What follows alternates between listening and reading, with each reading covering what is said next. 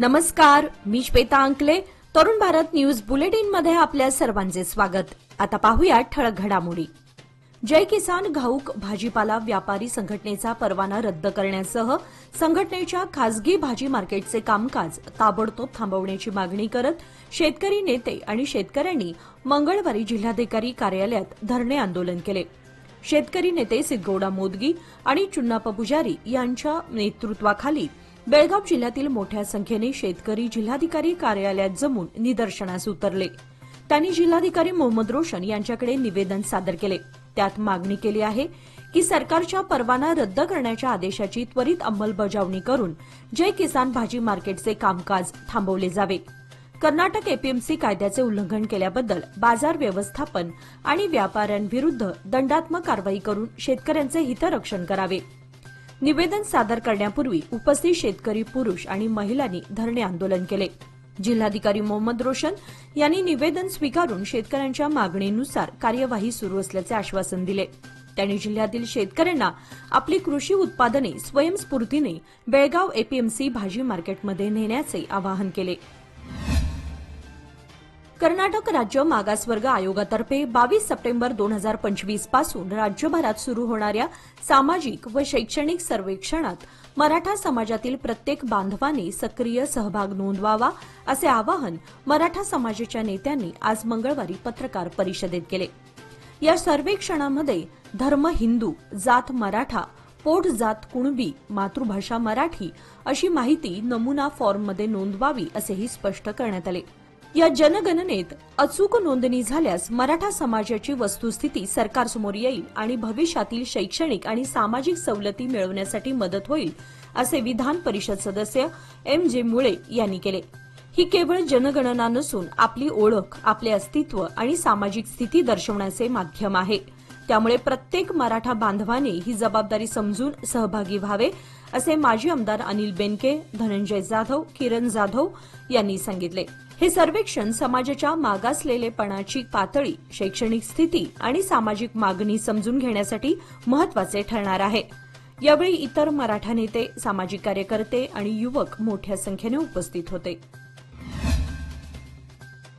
बेळगाव शहर बस स्थानकातून बॉक्साईड रोड सह्याद्री नगरकडे निघालेली शासकीय बस चालकाचा ताबा सुटल्याने रस्त्याच्या कडेला असलेल्या खड्ड्यात जाऊन उलटली.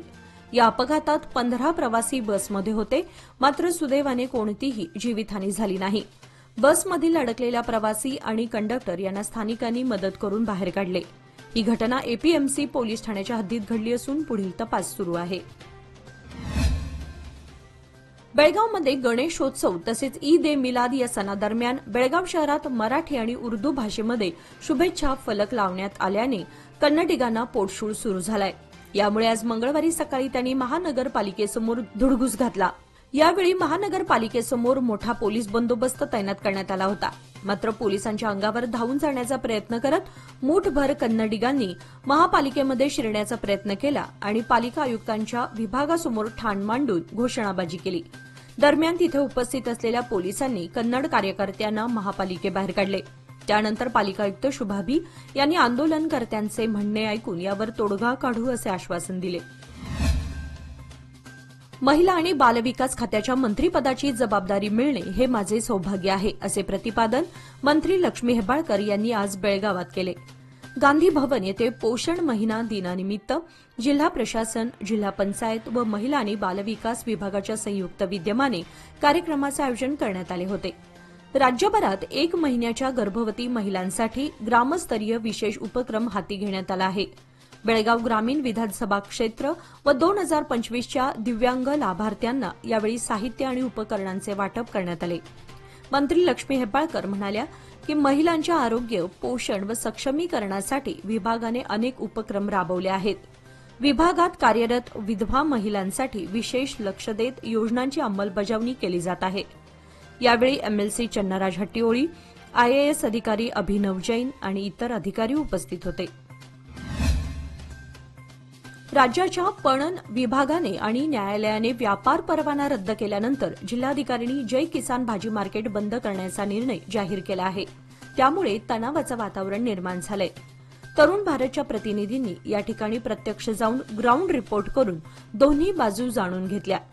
यावेळी जय किसान भाजी मार्केट संघटनेचे अध्यक्ष दिवाकर पाटील म्हणाले की आम्ही जय किसान भाजी मार्केट कदापि बंद करणार नाही. शेतकऱ्यांच्या हितासाठीच आमची भूमिका आहे. आम्ही पुन्हा न्यायालयाचा दरवाजा ठोठावणार आहोत. या संपूर्ण प्रकरणात कोणत्याही प्रकारचा गोंधळ किंवा तणाव निर्माण होऊ नये यासाठी पोलिसांनी भाजी मार्केट परिसरात कडक बंदोबस्त ठेवला आहे. सर्व बाजूंनी शांतता राखण्याचे आवाहन करण्यात येत आहे. अशा प्रकारे जय किसान भाजी मार्केटचे भवितव्य सध्या अनिश्चिततेच्या पटलावर आहे. एकीकडे शेतकऱ्यांचा दबाव आणि अधिकृत निर्णय तर दुसरीकडे व्यापाऱ्यांची न्यायालयात जाण्याची घेतलेली भूमिका यामुळे प्रकरण आता एका नव्या कायदेशीर लढ्याच्या मार्गावर असल्याचे दिसून येत आहे. या लढाईचा अंतिम निकालच प्रशासन किंवा व्यापारी यांचा विजय ठरणार आहे. जिल्ह्यातील रस्त्यांची दुरवस्था, विकास कामांना लागलेली मरगळ आणि प्रशासनाच्या उदासीनतेबाबत कागवाड मतदार क्षेत्राचे आमदार राजू कागे यांनी आज जिल्हा विकास बैठकीत अधिकाऱ्यांना चांगलेच धारेवर धरले. राज्य सरकारने प्रत्येक आमदारासाठी 50 कोटी रुपयांचा विकास निधी जाहीर केला असताना त्या निधीतून कोणत्याही कामाचा श्रीगणेशा अद्याप झाला नाही अशी नाराजी कागे यांनी व्यक्त केली. ते म्हणाले, प्रशासन लोकप्रतिनिधींना सहकार्य करत नाही. अधिकारी विकास कामांकडे दुर्लक्ष करत आहेत. त्यामुळे जनतेमध्ये नाराजी आहे. जिल्ह्यातील अनेक भागातील रस्त्यांची स्थिती अत्यंत खराब असून त्यावर तातडीने उपाययोजना करण्याची गरज असल्याचेही त्यांनी सांगितले. या बैठकीत विविध विभागांचे अधिकारी उपस्थित होते. आमदार कागे यांनी त्यांच्याकडून कामाच्या स्थितीबाबत माहिती घेतली आणि नियोजनाची अंमलबजावणी त्वरित करण्याच्या सूचना दिल्या. बैठकीस जिल्हा प्रशासनाचे वरिष्ठ अधिकारी, जिल्हा परिषद पदाधिकारी व इतर लोकप्रतिनिधी उपस्थित होते. पोलीस हे केवळ कायदा अंमलबजावणी करणारे अधिकारी नसून खरे सार्वजनिक सेवक असावेत. प्रत्येक पोलीस कर्मचारी जनतेशी मैत्रीपूर्ण वर्तन ठेवत त्यांचा विश्वास संपादन करावा असे स्पष्ट मत अपर पोलीस महासंचालक आलोक कुमार यांनी व्यक्त केले. पोलीस प्रशिक्षण केंद्रामध्ये झालेल्या दुसऱ्या तुकडीच्या शस्त्रबद्ध पोलीस शिपायांच्या दीक्षांत संचलन सोहळ्यात प्रमुख पाहुणे म्हणून ते बोलत होते. तसेच प्रशिक्षणादरम्यान दिलेली शपथ ही केवळ औपचारिकतेपुरती नसावी तर ती कृतीत उतरवावी असेही ते म्हणाले. सौंदत्ती तालुक्यात फॉरेस्ट डिपार्टमेंट जागेवर एका खासगी कंपनीकडून सोलार प्लांट उभारण्याची तयारी सुरू आहे. मात्र या प्रकल्पासाठी केवळ सरकारीच नव्हे तर काही शेतकऱ्यांच्या खासगी जमिनी बळकावण्याचा प्रकार घडत असल्याचा आरोप शेतकऱ्यांकडून करण्यात आलाय. या पार्श्वभूमीवर संतप्त झालेल्या शेतकऱ्यांनी आज मंगळवारी जिल्हाधिकारी कार्यालयावर मोर्चा काढत तीव्र निषेध व्यक्त केला. आमची जमीन घेऊ नका, अन्यथा आम्ही भूमिहीन होऊ अशी स्पष्ट भूमिका यावेळी शेतकऱ्यांनी मांडली. शेतकऱ्यांनी प्रशासनाकडे निवेदन देत या सोलार प्रकल्पाची योजना तात्काळ रद्द करावी आणि संबंधित कंपनीला काम बंद करण्याचे निर्देश द्यावेत अशी मागणी केली. या आंदोलनामध्ये मोठ्या संख्येने शेतकरी सहभागी झाले होते. प्रकल्पामुळे शेती व पर्यावरणावर होणारे परिणाम तसेच शेतकऱ्यांचे हक्क हिरावले जाण्याची भीती यावेळी व्यक्त करण्यात आली. प्रशासनाने शेतकऱ्यांच्या मागणीकडे गांभीर्याने लक्ष देऊन न्याय तोडगा काढावा अशी मागणी सर्वसामान्य शेतकऱ्यांकडून करण्यात आली आहे. अनमोड घाट परिसरातील गोवा हद्दीतील रस्ता ढासळून 2.5 महिन्याचा कालावधी उलटला तरी अजूनही कामाला प्रारंभ झाला नसल्यानं विविध ट्रक असोसिएशन तसेच नागरिकांनी एकेरी मार्गाने अवजड वाहतूक सोडण्याची मागणी मडगाव जिल्हाधिकाऱ्यांकडे केली होती. त्यामुळे मडगाव जिल्हाधिकाऱ्यांनी रस्ता कोसळलेल्या ठिकाणी सुरक्षिततेच्या दृष्टिकोनातून उपाययोजना करून लवकरच सर्व वाहनांना सोडण्याचे आश्वासन त्यावेळी दिले होते. परंतु दिनांक 12 सप्टेंबर रोजी मडगाव जिल्हाधिकाऱ्यांनी अनमोड घाट मार्गावरून फक्त 6 चाकी वाहनांना सोडण्याचा आदेश दिल्याने 6 चाकीहून अधिक चाकी वाहनधारकांकडून नाराजी व्यक्त करण्यात आली. आज मंगळवारी गोवा तसेच कर्नाटक राज्यातील विविध ट्रक असोसिएशन संघटनेनी रस्ता कोसळलेल्या ठिकाणी एकत्र येत आपल्यावर अन्याय झाला आहे असे सांगत आपल्या वाहनांनाही येथून वाहतूक करण्यास मंजुरी द्यावी, अन्यथा येत्या शनिवार दिनांक 20 रोजी पुन्हा या ठिकाणी येऊन रस्ता रोको करण्याचा इशारा दिला. 3 दशके विश्वासाची, 30 वर्षे लोकमान्याची. सादर आहे लोकमान्य आनंदोत्सव निवेश योजना. 30 महिन्यांच्या ठेवीवर 10.50% व्याज. ज्येष्ठ नागरिकांसाठी 0.5% अधिक. अधिक माहितीसाठी आमच्या नजीकच्या शाखेला भेट द्या किंवा कॉल करा 180021245050. लोकमान्य, प्रत्येक पावलावर तुमच्या सोबत. फक्त सभासदांकरिता. नियम व अटी लागू. बेळगाव तालुक्यातील कंग्राळी बुद्रुक येथे ग्रामदैवत श्री महालक्ष्मी यात्रेची पूर्वतयारी जोरात सुरू झाली आहे. पुढील वर्षी 28 एप्रिल 2026 रोजी पारंपरिक पद्धतीने साजरा केल्या जाणाऱ्या या यात्रेच्या निमित्ताने आज 16 सप्टेंबर रोजी पहिला कटबंध वार पाळण्यात आला. आज मंगळवारी सकाळी देवीची विधिवत पूजा अर्चा आणि गदगेवरील पावलांचे पूजन करून धार्मिक विधी पार पडले. पहिल्या वारानिमित्त गावातील सर्व व्यवहार, शेतकाम, दुकाने, गिरण्या, लोहारकाम तसेच शाळा बंद ठेवण्यात आल्या होत्या. गावकऱ्यांनी पारंपरिक पद्धतीने घरात भाकरी न करण्याचा संकल्प पाळला. विशेष म्हणजे परंपरेप्रमाणे या दिवशी गावातील कोणालाही बाहेर जाण्यास तसेच बाहेरील व्यक्तींना गावामध्ये प्रवेशबंदी पाळण्यात आली होती. एकूण 5 वार पाळण्यात येणार असून त्यातील आज पहिला वार मंगळवार दिनांक 16 रोजी संपन्न झाला. याप्रसंगी महालक्ष्मी यात्रा समितीचे अध्यक्ष, उपाध्यक्ष व सदस्य, ग्रामपंचायत पदाधिकारी, मान्यवर तसेच ग्रामस्थ मोठ्या संख्येने उपस्थित होते. बेळगाव चोरला मार्गावरील नव्याने तयार करण्यात आलेला रस्ता अवघ्या 5 महिन्यातच उखडून पडल्याने स्थानिक नागरिक व प्रवासी वर्गामध्ये तीव्र संताप व्यक्त होत आहे. हा रस्ता सरकारी निधी खर्चून बांधण्यात आला होता. मात्र आज त्याची अवस्था पाहता कामाच्या दर्जावर मोठा प्रश्नचिन्ह उभं राहिलंय. नागरिकांनी सोशल मीडियावर फोटो व व्हिडिओ शेअर करत जनतेच्या पैशांची उधळपट्टी झाल्याचा आरोप केलाय. स्थानिकांनी संबंधित अधिकाऱ्यांना तात्काळ या ठिकाणी लक्ष देऊन हा रस्ता पुन्हा दुरुस्त करावा व दोषींवर कारवाई करावी. तसे न झाल्यास तीव्र आंदोलनाचा इशारा येथील नागरिकांनी दिलाय. बिजापूर जिल्ह्यातील सिंदगी तालुक्यातील यंकच्ची येथे आज मंगळवारी एक अपघाताची घटना घडली. यंकच्ची गावाकडे निघालेल्या मालवाहू गाडीचा अचानक टायर फुटल्यानं गाडी उलटली. गाडीचा टायर अचानक फुटल्यानं चालकाचं नियंत्रण सुटलं आणि वाहन रस्त्याच्या कडेला पलटी झाले. अपघाताप्रसंगी गाडीमध्ये सत्ती गावातील काही मजूरही होते अशी प्राथमिक माहिती समोर आली आहे. या अपघातात काही मजुरांना किरकोळ जखमा झाल्या असून त्वरित 108 अँब्युलन्स बोलावण्यात आली. जखमी मजुरांना अथनी येथील सरकारी रुग्णालयात दाखल करण्यात आले आहे. घटनास्थळी ऐगळी पोलीस ठाण्याचे कर्मचारी दाखल होत संपूर्ण घटनेची पाहणी केली आहे. सुदैवाने या अपघातात कोणतीही जीवितहानी झालेली नाही.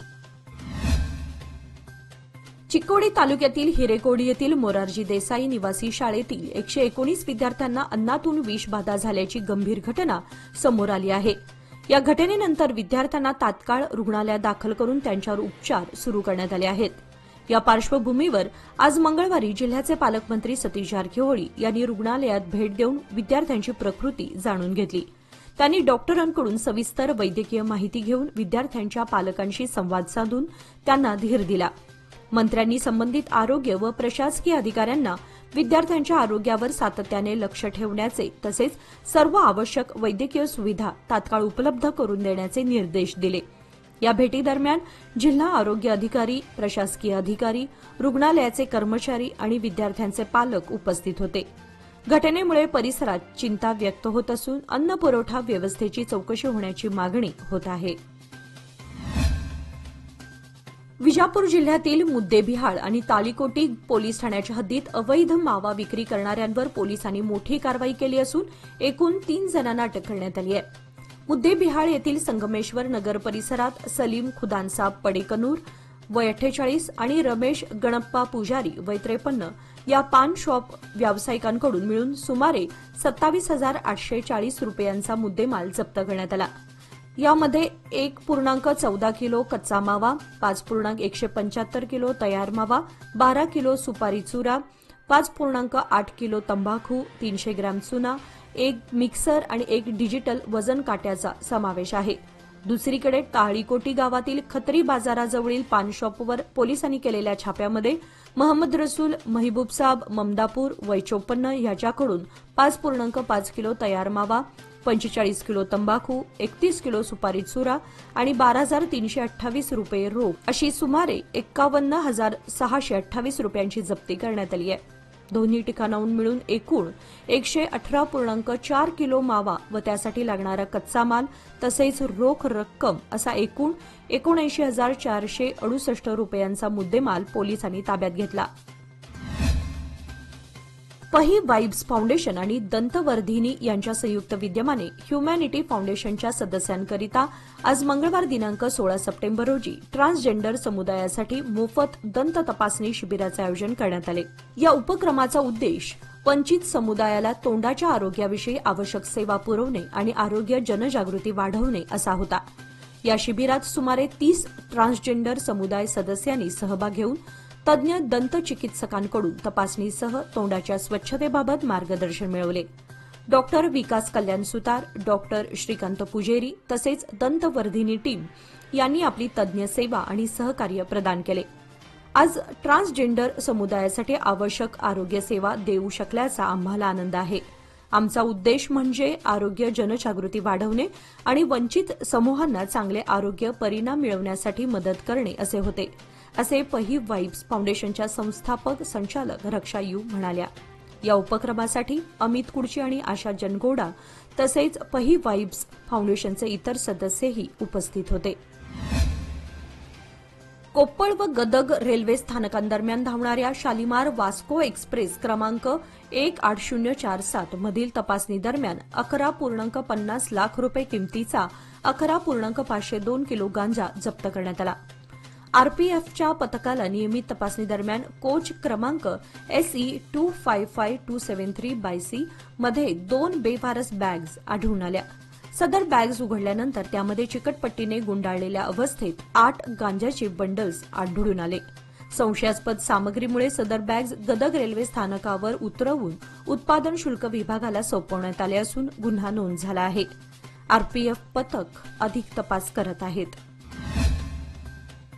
अल्पवयीन मुलीचा लैंगिक छळ करणाऱ्या आरोपीला जिल्हा पोक्सो न्यायालयाने 5 वर्षांचा कठोर कारावास व 5,000 रुपयांचा दंड ठोठावला आहे. देश रामप्पा देसाई वय 35 राहणार तिगडोळी तालुका कित्तूर असं त्याचं नाव असून न्यायाधीश CM पुष्पलता यांनी सोमवार दिनांक 15 रोजी निकाल दिला आहे. अल्पवयीन मुलगी शाळा आवारातील पाण्याच्या टाकीजवळ पाणी पिण्यासाठी गेली असताना आरोपीने तिचा हात पकडून तिच्याशी असभ्य वर्तणूक केली होती. त्यानंतर लैंगिक त्रास देण्याचा प्रयत्न केला. हा प्रकार उघडकीस आल्यानंतर पीडितेच्या कुटुंबियांनी कित्तूर पोलीस स्थानकात तक्रार दिली. पोलिसांनी पोक्सो कायद्याअंतर्गत गुन्हा दाखल करून घेऊन आरोपीला अटक करून या प्रकरणी तपास करून न्यायालयात दोषारोप दाखल करण्यात आला. न्यायालयात सरकारी पक्षातर्फे 5 साक्षीदार, 17 कागदोपत्री पुरावे व मुद्देमाल तपासण्यात आले. दरम्यान आरोप सिद्ध झाल्याने न्यायाधीश CM पुष्पलता यांनी आरोपीस 5 वर्षांचा कठोर कारावास तसेच 5,000 रुपयांचा दंड ठोठावला आहे. याचबरोबर आजचे बातमीपत्र इथे संपले. अधिक माहिती आणि ताज्या घडामोडींसाठी पाहत रहा तरुण भारत न्यूज चॅनल. तसेच आमच्या चॅनलला लाईक, शेअर आणि सबस्क्राईब करायला विसरू नका. आणि विश्वासार्ह बातम्यांसाठी दररोज वाचा दैनिक तरुण भारत. धन्यवाद.